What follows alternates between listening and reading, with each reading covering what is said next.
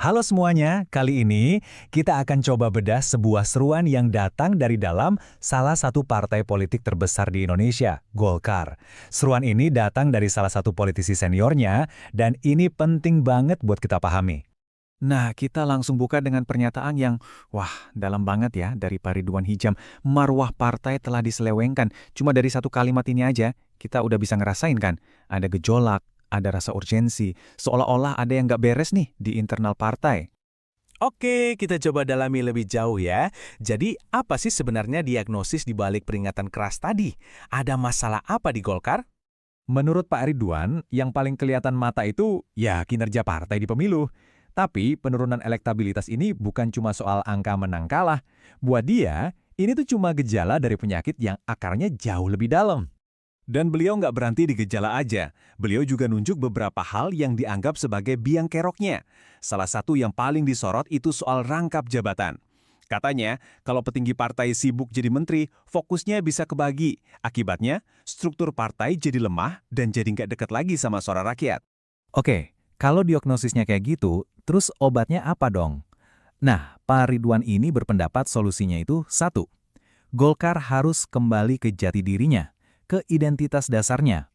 Dan jantung dari solusinya itu adalah istilah ini, khitoh. Ini bukan sekedar kata-kata keren ya. Ini adalah panggilan buat balik lagi ke jalur perjuangan awal partai. Kembali ke akarnya. Nah, hitoh ini intinya apa sih? Intinya adalah konsep karya kekaryaan. Maksudnya, partai itu harusnya fokus ke kerja nyata buat rakyat, bukan melulu soal rebutan kursi dan kekuasaan. Jadi fokusnya itu ke aksi, bukan cuma politik praktis. Jadi kalau kita lihat perbandingannya, ini jelas banget kan? Ini bukan sekedar perbaikan kecil-kecilan. Ini tuh seruan buat ganti cara pandang secara total. Dari yang tadinya partai cuma dilihat sebagai kendaraan buat berkuasa, diubah jadi wadah buat kerja nyata, buat dengerin suara rakyat. Beda banget kan tujuannya? Tentu aja, ide besar kayak gini butuh rencana yang konkret kan? Nah, gimana cara nerjemahin ideologi ini jadi sebuah strategi yang praktis dan kekinian? Langkah pertamanya, menurut Pak Ridwan, adalah belajar dari sejarah. Partai harus berani lihat ke belakang, lihat lagi perjalanannya dari zaman Orde Baru sampai era reformasi sekarang. Apa yang berhasil, apa yang gagal, semua itu harus dievaluasi buat nentuin langkah ke depan. Nah, dari pelajaran sejarah itu, muncullah 4 langkah praktis ini.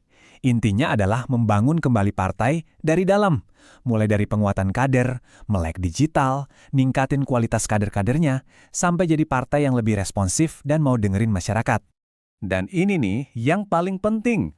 Seruan reformasi ini ternyata bukan cuma buat kepentingan internal Golkar aja. Pak Ridwan secara cerdas mengaitkannya dengan sebuah visi yang jauh lebih besar, masa depan Indonesia. Beliau mengaitkan reformasi partai ini dengan cita-cita besar kita semua, Indonesia Emas 2045. Sebuah visi di mana Indonesia jadi negara maju pas umurnya 100 tahun nanti. Jadi, argumen puncaknya begini. Untuk bisa mencapai Indonesia emas, kita butuh negara yang kuat. Dan negara yang kuat butuh partai-partai politik yang kuat, sehat, dan relevan.